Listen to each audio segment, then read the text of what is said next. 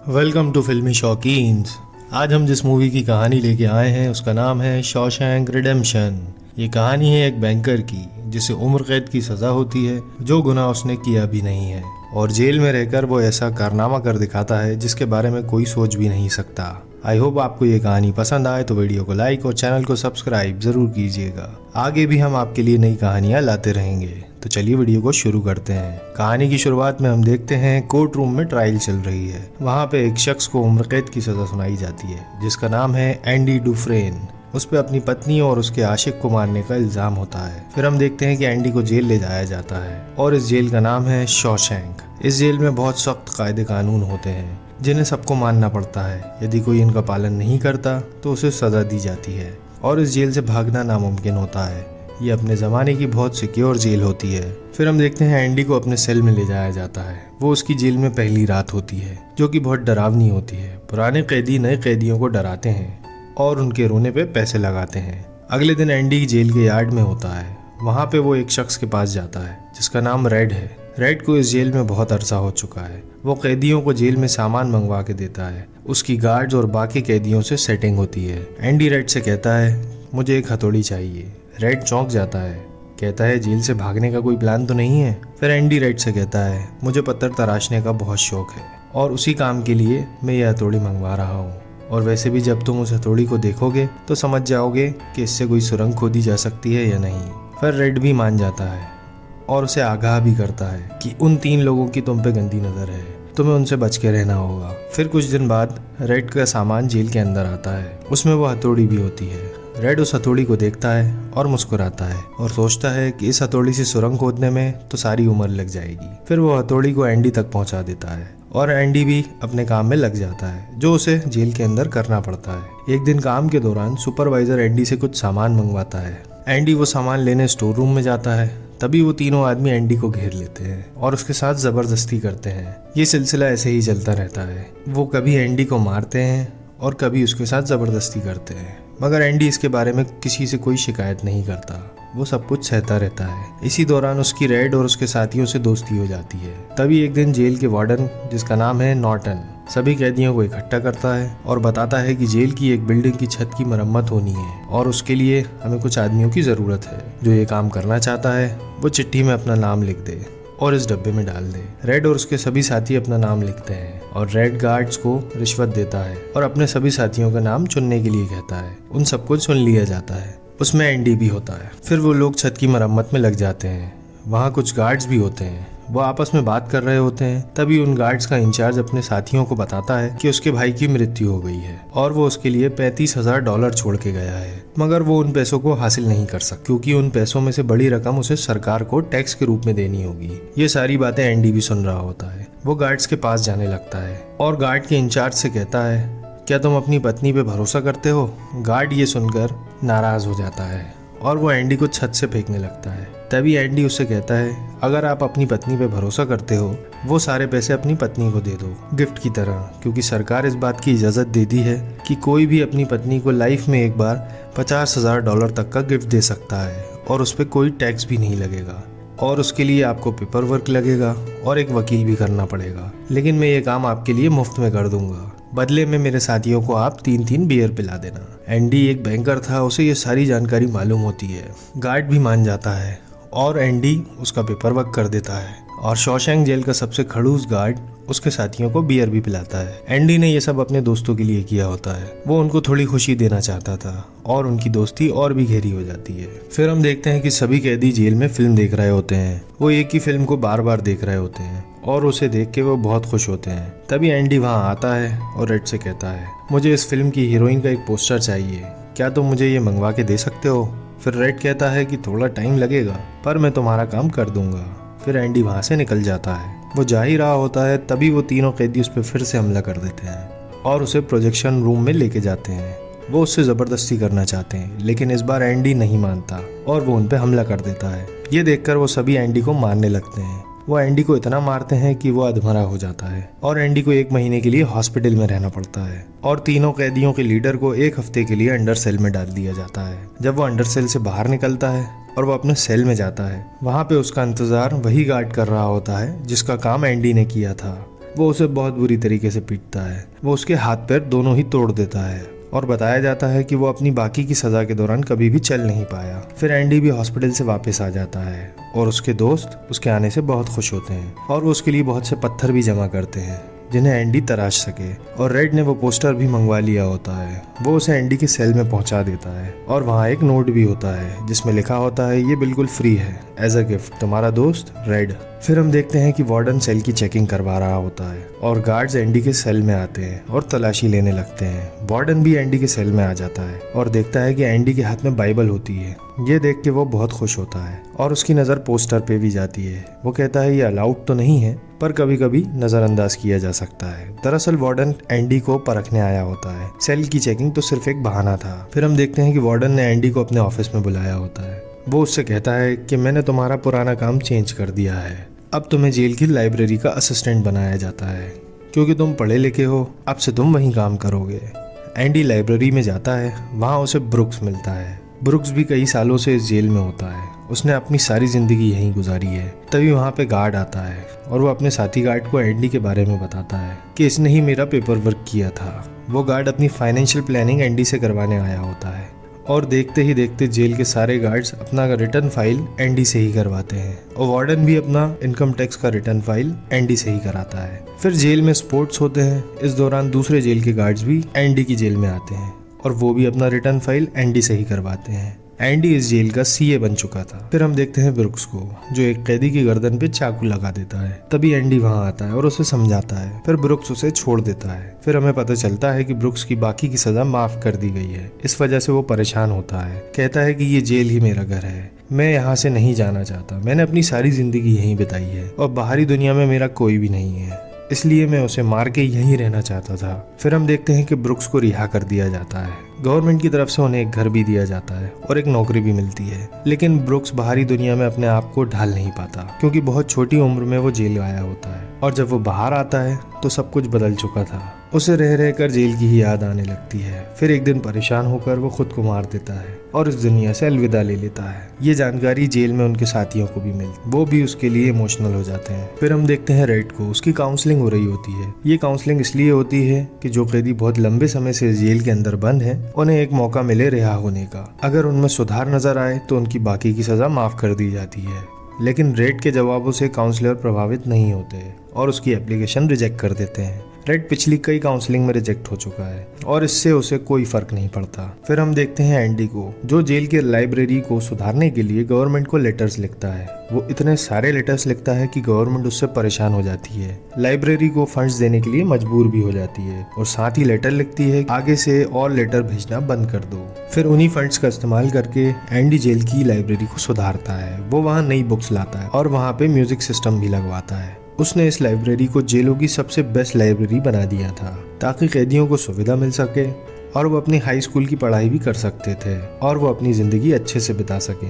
फिर हम देखते हैं कि वार्डन ने उस वक्त एक नया इनसाइड आउट प्रोग्राम चलाया होता है। इस प्रोग्राम की वजह से कैदियों को जेल से बाहर जाकर काम करने का मौका मिलता है और इससे समाज के लिए कैदी भी अपना कोई योगदान दे पाएंगे। इससे वार्डन की बहुत प्रशंसा होती है, लेकिन ये सिर्फ दिखावे के लिए होता है। असल में वार्डन अपने कैदियों से सस्ते में काम करवाता है और गवर्नमेंट के सारे प्रोजेक्ट्स हथिया लेता है और इससे वार्डन की खूब कमाई होती है और साथ ही वो बहुत सी रिश्वत भी लेता है। उसे कॉन्ट्रैक्ट छोड़ने के लिए बहुत सी रिश्वत मिलती है। वार्डन के पास पैसों की बारिश हो रही थी और वार्डन के सारे काले धन की अकाउंटिंग एंडी ही करता था। वो अपने नॉलेज का इस्तेमाल करके सारे पैसों को ब्लैक से व्हाइट में बदल देता था। एंडी रेड को बताता है कि वो सारे पैसे को अलग अलग अकाउंट्स में जमा करवाता है और जिस आदमी का वो अकाउंट है वो असल में है ही नहीं बल्कि सिर्फ कागजों पर है। सिर्फ उसके नाम के सारे डॉक्यूमेंट्स बने हुए हैं जैसे कि उसका driving licence, social security number. अगर कभी इन्वेस्टिगेशन हुई तो पुलिस उस आदमी को ढूंढेगी जो है ही नहीं। रेड ये सब जान के हैरान हो जाता है। तभी हम देखते हैं कि जेल में नए कैदी आते हैं। उसमें से एक लड़के का नाम है टॉमी। इसे चोरी के लिए 2 साल की सजा हुई थी। टॉमी रेड और उसके साथियों से घुल मिल जाता है। उन्हें वो मजेदार लगता है क्योंकि वो उन्हें कुछ न कुछ नई कहानियां बताता रहता है अपनी जिंदगी के बारे में और वो पहले भी कई बार जेल जा चुका है और उसका अंदाज सबसे अलग होता है। वो लोग साथ में बैठ के खूब समय बताते हैं। फिर एक दिन टॉमी की मुलाकात होती है एंडी से। एंडी उसे नसीहत देता है कि तुम बार बार पकड़े जाते हो, इसका मतलब तुम अच्छे चोर नहीं हो, तुम्हें ये सब छोड़ देना चाहिए। वो एंडी से बहुत प्रभावित होता है क्योंकि एंडी ने कैदियों के लिए बहुत कुछ किया होता है। अगले दिन टॉमी एंडी के पास जाता है और कहता है कि मैं भी अपनी हाई स्कूल की पढ़ाई करना चाहता हूँ, तुम मेरी मदद करो क्योंकि तुमने कई कैदियों की मदद की है। फिर एंडी भी मान जाता है और उसकी मदद करता है क्योंकि जेल में वक्त काटना इतना आसान नहीं है, कैदियों को कुछ न कुछ करते रहना पड़ता है। इसलिए वो टॉमी को काबिल बनाना चाहता है। अब ये एंडी का नया मकसद बन गया था। फिर हम देखते हैं कि रेड टॉमी को बताता है कि एंडी किस वजह से जेल में आया। वजह जानने के बाद टॉमी सोच में पड़ जाता है और उसे याद आता है पिछली जेल में उसे एक कैदी मिला था। उसने टॉमी को बताया था उसने 2 लोगों का कत्ल किया है। वो चोरी करने के लिए एक घर में घुसा और वहाँ पे एक आदमी की नींद खुल गई, उसने उसे मार दिया। और वहाँ पे एक औरत भी थी, उसने उसे भी मार दिया और वो औरत किसी और की पत्नी थी और दोनों कत्ल का इल्जाम उस औरत के पति पे ही लग गया था। फिर हमें पता चलता है कि ये एंडी की ही कहानी थी। एंडी को उम्मीद दिखने लगती है जेल से निकलने की। वो फौरन वार्डन के पास जाता है, उसे सारी बातें बताता है जो भी टॉमी ने उसे बताई थी। और वार्डन एंडी की बातों को हवा में उड़ा देता है, कहता है कि टॉमी तुमसे झूठ बोल रहा है, वो सिर्फ तुम्हें खुश करना चाहता है क्योंकि तुमने उसकी इतनी मदद जो की है। फिर एंडी वार्डन की बातें सुन के भड़क जाता है। वार्डन को भी गुस्सा आ जाता है। वो एंडी को अंडर सेल में डलवा देता है 1 महीने के लिए। फिर हम देखते हैं कि वार्डन टॉमी को अपने पास बुलाता है और उससे पूछता है कि बेटा जो भी तुमने एंडी को बताया है वो सब सच है ना, और तुम ये सारी बातें जज के सामने कहोगे। टॉमी कहता है कि सर मुझे एक मौका दीजिए, मैं एंडी के लिए गवाही दे दूंगा। लेकिन हमें यहाँ पता चलता है ये वार्डन की सिर्फ एक चाल होती है। वो टॉमी को मरवा देता है। वार्डन नहीं चाहता कि एंडी इस जेल से निकले क्योंकि उसकी सारी काली कमाई के बारे में एंडी सब कुछ जानता है और उसका पूरा हिसाब किताब भी एंडी ही करता है। ऐसे ही कई दिन बीत जाते हैं। फिर एंडी भी अंडर सेल से बाहर आ जाता है। उसे बताया जाता है कि टॉमी मारा गया, वो भागने की कोशिश कर रहा था, लेकिन सभी को सब कुछ मालूम होता है। एंडी ये सब जान के टूट जाता है क्योंकि उसके जेल से निकलने की आखिरी उम्मीद भी खत्म हो चुकी थी। वो रेड से कहता है, रेड तुम्हें मुझसे एक वादा करना होगा, अगर जब भी तुम इस जेल से बाहर निकलोगे तो तुम्हें मेरा एक काम करना होगा। वो बताता है कि बक्सटन में एक मैदान है और उस मैदान के अंदर एक बहुत बड़ा पेड़ है, जैसा कि कहानियों में दिखाया जाता है। उस पेड़ के नीचे कुछ गड़ा हुआ है और तुम्हें उसे ढूंढना है और उसे अपने पास रख लेना है। फिर एंडी वहां से चला जाता है। रेड और उसके साथी साथ में लंच कर रहे होते हैं।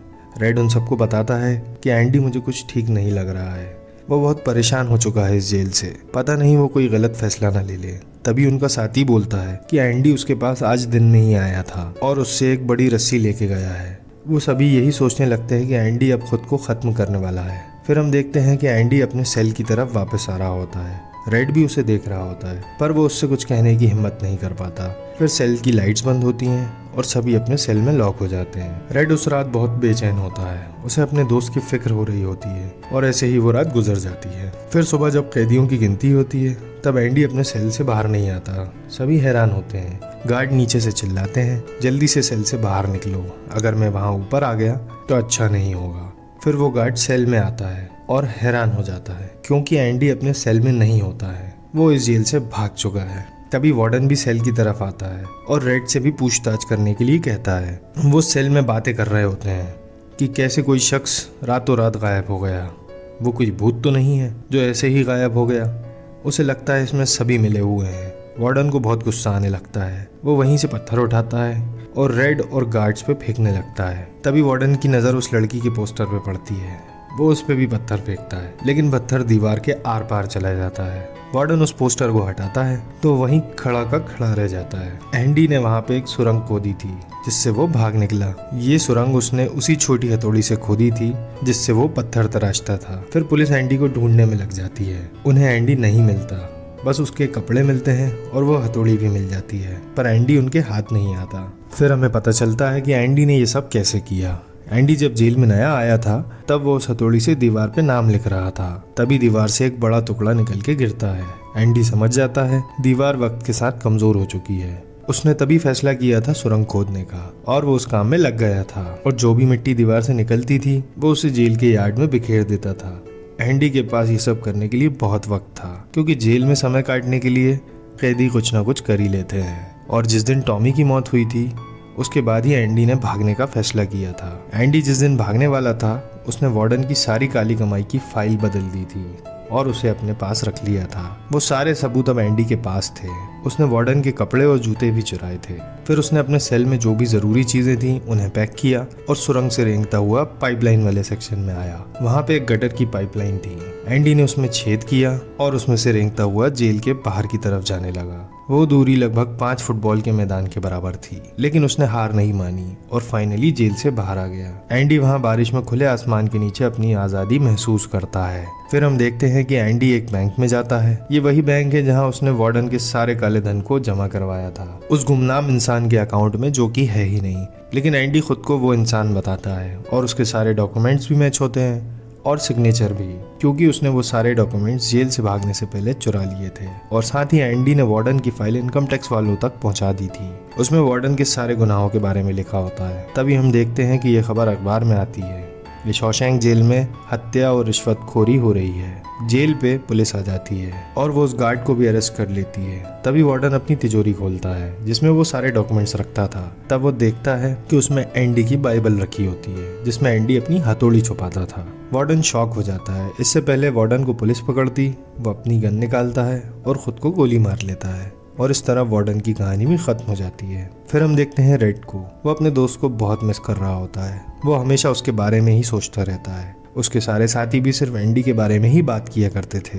फिर हम देखते हैं कि रेड को फिर से एक बार काउंसलिंग के लिए बुलाया जाता है। उससे वही सवाल होते हैं कि तुम्हें पछतावा है अपने गुनाहों का। पर इस बार रेड ऐसा जवाब देता है कि काउंसलर भी प्रभावित हो जाते हैं और उसकी सजा माफ कर देते हैं। फाइनली अब रेड भी जेल से रिहा हो जाता है। फिर रेड को एक घर और एक नौकरी सरकार की तरफ से मिलती है, पर रेड का उसमें बिल्कुल भी मन नहीं लगता। ठीक ब्रुक्स की तरह, वही बूढ़ा लाइब्रेरियन जो जेल में था। रेड को भी जेल की याद आने लगती है। वो सोचता है कि कोई जुर्म करूं और वापस जेल चला जाऊं, लेकिन उसे एंडी से किया हुआ वादा याद आता है जो कि जेल से भागने से पहले एंडी ने उससे लिया था और रेड ने भी वादा किया था उसे पूरा करने का। यहाँ हमें पता चलता है एंडी ने रेड को जीने का एक मकसद दिया था ताकि जेल से बाहर आकर वो मायूस ना हो और ना ही कोई गलत कदम उठाए। फिर रेड भी उस सफर पे निकल जाता है और बक्सन में वही पेड़ के पास पहुंच जाता है जिसके बारे में एंडी ने उसे बताया था। वहाँ उसे एक बॉक्स मिलता है। उसमें कुछ पैसे होते हैं और एक चिट्ठी होती है जिसमें लिखा होता है, रेड अगर तुम इस चिट्ठी को पढ़ रहे हो इसका मतलब तुम जेल से बाहर आ चुके हो और मैंने तुमसे एक वादा लिया था,